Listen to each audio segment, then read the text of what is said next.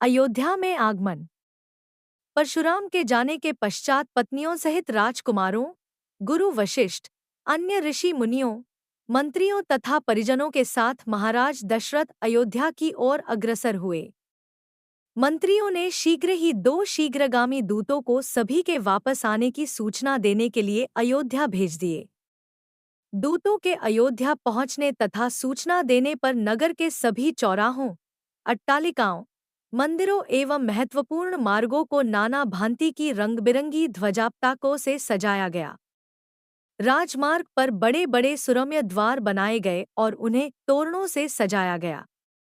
मार्गों में केवड़े और गुलाब आदि का जल छिड़का गया। सुंदर चित्रों, मांगलिक प्रतीकों, वंदनवारों आदि से हाट बाजारों को भी बड़ी सुरुचि के साथ सजाया गया। एक अभूतपूर्व उल्लास छा गया सारी अयोध्या में। अनेक प्रकार के वाद्य बजने लगे। घर घर में मंगलगान होने लगे।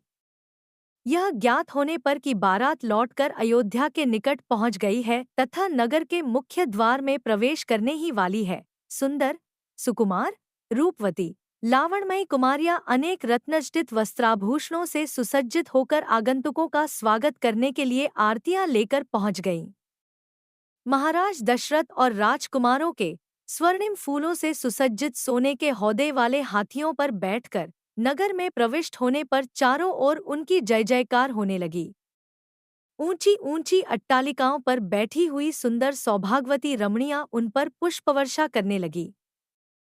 अयोध्या की नववधुओं सीता, उर्मिला, मांडवी और श्रुतकीर्ति को देखने के लिए अट्टालिकाओं की खिड़कियां और छज्जे दर्शनोत्सुक युवतियों, कुमारियों से ही नहीं वरन प्रौढ़ाओं एवं वृद्धाओं से भी खचाखच भर गए।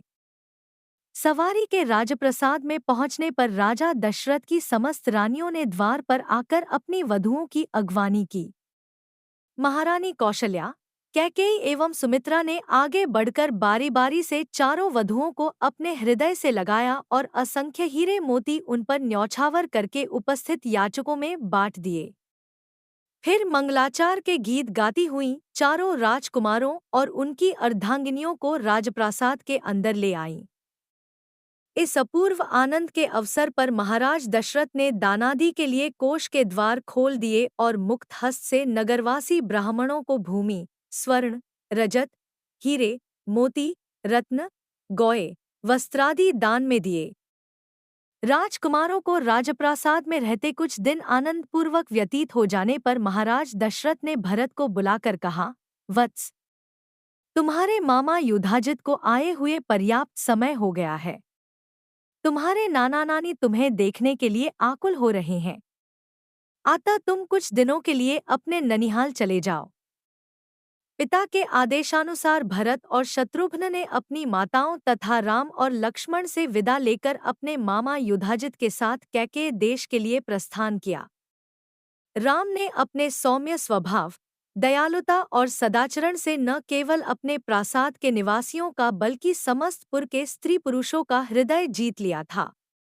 वे सबकी आंखों के तारे थे और अत्यंत लोकप्रिय हो गए थे। परिवार के सदस्य उनकी विनयशीलता, मंत्रीगण उनकी नीति निपुणता, नगर निवासी उनके शील सौजन्य और सेवकगण उनकी उदारता का बखान करते नहीं थकते थे। इधर सीता के मधुभाषी स्वभाव, सास-ससुर की सेवा, पातिव्रत्य धर्म आदि सद्गुणों ने भी सभी लोगों के मन को मोह लिया। नगर निवासी राम और सीता की युगल जोड़ी को देखकर अत्यंत प्रसन्न होते थे। उनके प्रेम और सद्व्यवहार की चर्चा घर घर में की जाती थी।